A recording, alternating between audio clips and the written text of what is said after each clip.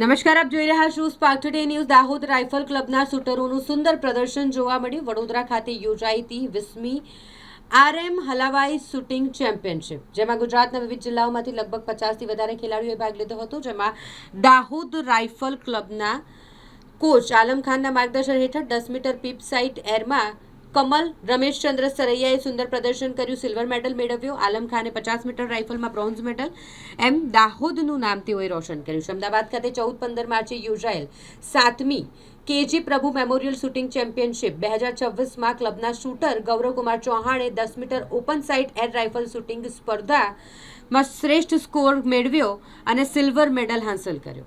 50 metre rifle શૂટિંગમાં આલમ ખાને સુંદર દેખાવ કરી સિલ્વર મેડલ જીતી દાહોદ શહેરને ગૌરવ અપાવ્યું છે, જે બદલ દાહોદ રાઇફલ ક્લબ વતી શૂટરો અને તેમના પરિવારને ખૂબ ખૂબ અભિનંદન પાઠવવામાં આવ્યા અને આવનાર ગુજરાત સ્ટેટ શૂટિંગ સ્પર્ધા માટે શુભકામનાઓ પાઠવી.